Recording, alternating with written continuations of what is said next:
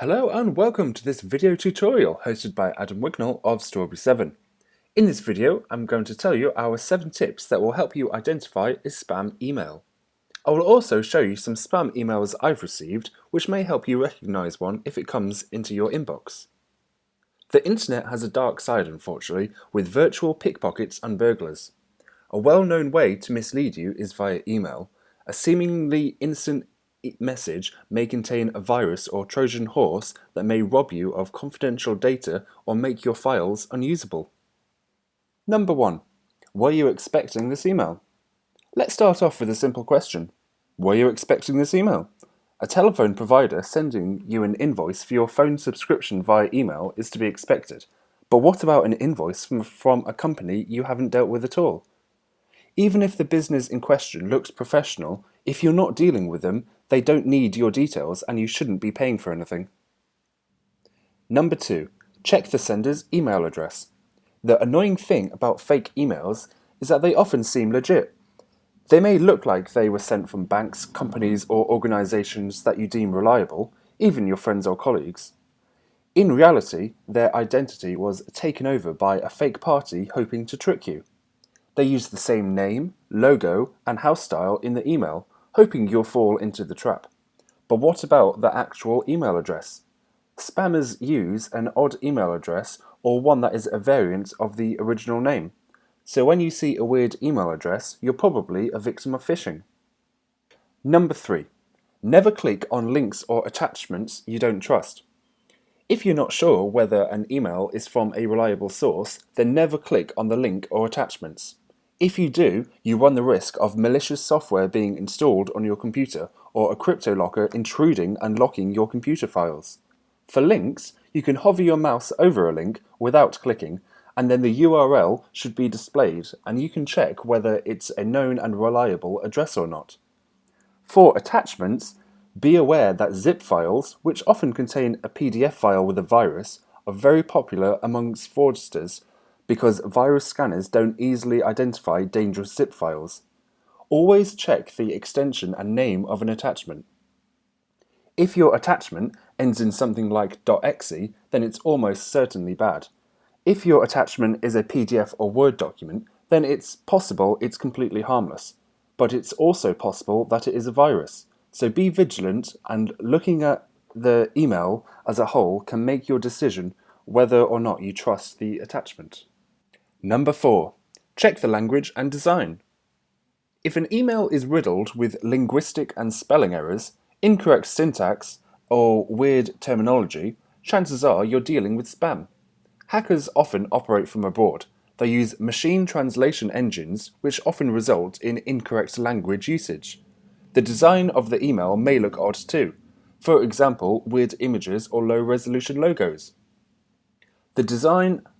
The language and design in fake emails are getting better and better, so also bear in mind the other tips, even if the email looks good and professional. Number 5. Be careful when asked for your personal details. Have you just received a request to update your personal details?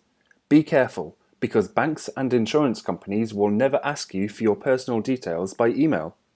If you're not sure whether you're dealing with a legit sender, contact the company in question and check whether they really need your personal details.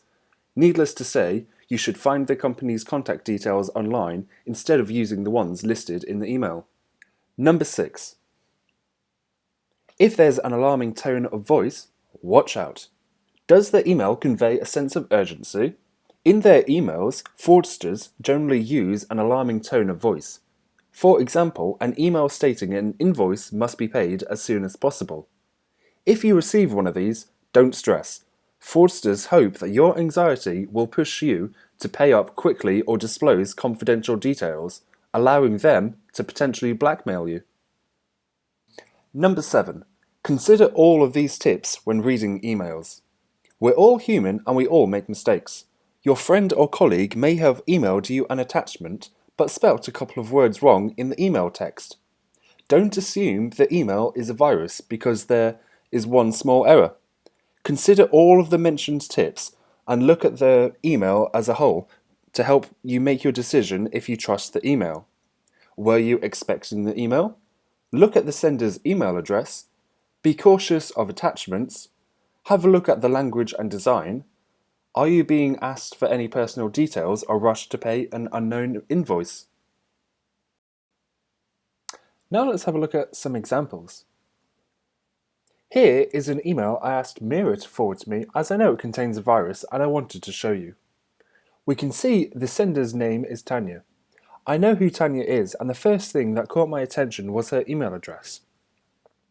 I know for a fact this is not Tanya's email address. The content of this email is interesting, as usually it would ask me to pay an outstanding invoice, but in this email they're asking me to send an invoice. I also know that the phone numbers at the bottom of this email do not belong to Tanya. This email also has a Word document attached. I found the name of this attachment suspicious as it's not something that means anything to me. An invoice should be sent or received as a PDF and would have yours or your business's name on and a reference code which should match your records.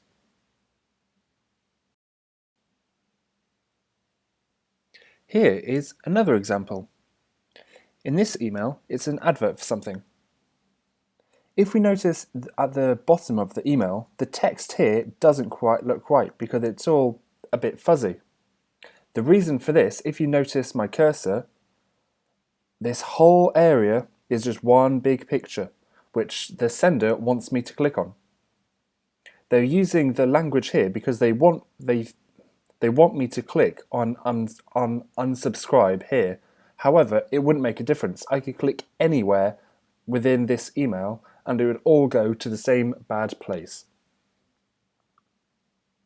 If we then have a look at another example, notice the format of this email looks almost identical to the one just before.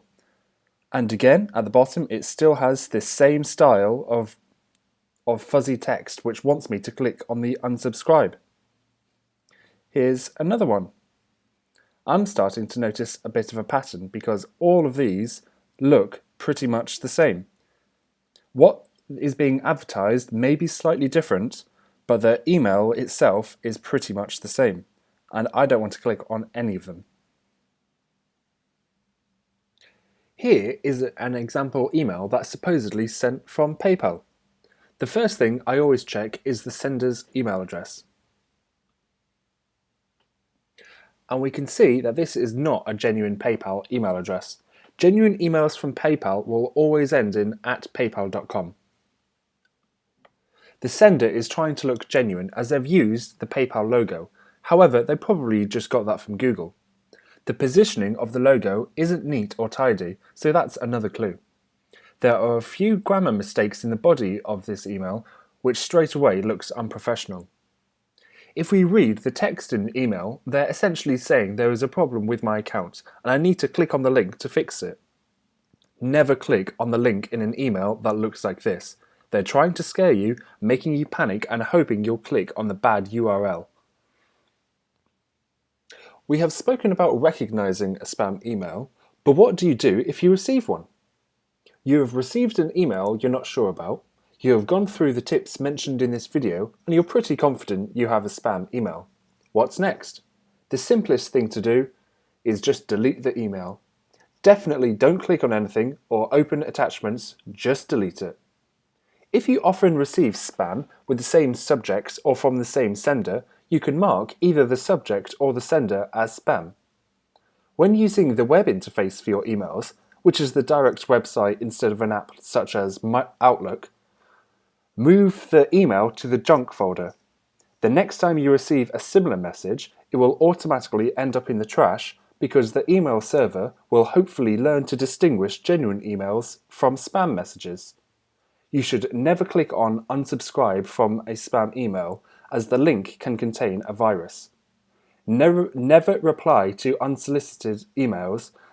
If you do, the spammers will know you've read the email and that your email address is active, and they will try to trick you once again. I hope you found this video helpful. Always stay safe online and remember to never open or click on anything you don't trust. Finally, as always, thank you for watching. That concludes this video tutorial. If you have any questions, please post them in the comments below. If you have any suggestions for more videos you'd like to see, let us know. If you liked this video, please consider leaving us a like and subscribing to our channel for all the latest updates.